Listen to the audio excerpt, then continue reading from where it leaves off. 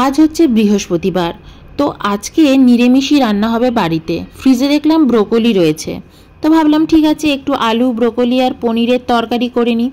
এই পনিরটা এনেছি মিষ্টির দোকান আনন্দ সুইটস থেকে।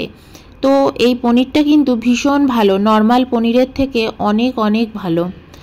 আর এদিকে আমি আলু ব্রোকলিটাও কেটে নিয়েছি।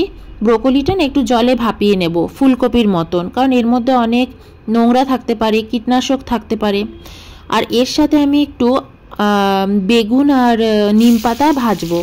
বেগুনটা তো অয়ন খায় না, তাই ওকে আলু সেদ্ধর সাথে নিম পাতাটা মেখে দেব। আর আমি নিম বেগুন ভাজা খাবো। আর এই যে নিম পাতাটা অ্যাড করব না, এটা কিন্তু আমাদেরই ফ্ল্যাটের নিম গাছ। তো আমি নিম গাছ থেকে পাতা তুলে আনি, এনে ড্রাই করে একেবারে স্টোর করে রেখে দিই শিশিতে, যখনই ইচ্ছে হয় নিয়ে খেতে পারি। তো দেখো আমি রোদে শুকিয়ে রেখেছি এই পাতাগুলো, তোমাদের আগের দিনও আমি শেয়ার করেছি। তো এই পাতাগুলো রোদে শুকিয়েছি। আর এখন তো বসন্ত ঋতু চলে এসছে, এত সুন্দর ছোট ছোট নিম পাতা হয়ে রয়েছে কি বলবো। আর ওই যে মইটা দেখতে পাচ্ছ, ওই মইটা দিয়েই আমাদের সিকিউরিটি উঠে উঠে নিম পাতা পেরে দেয়। যারা যারা বলে তাদেরকে পেরে দেয়, অন্যরাও চাইলে উঠতে পারে, কিন্তু ওই কাজটা আমাদের সিকিউরিটিই করে দেয়। আর এদিকে দেখো গাছটা কি সুন্দর কাগজি ফুলে ঢেকে আছে। এই কাগজি ফুলের গাছটা যেন আমার ব্যালকনির সাথে বাঁধা ছিল, কিন্তু ওতে না অনেক সময় কাঠবেড়ালি ইঁদুর চলে আসার ভয় ছিল।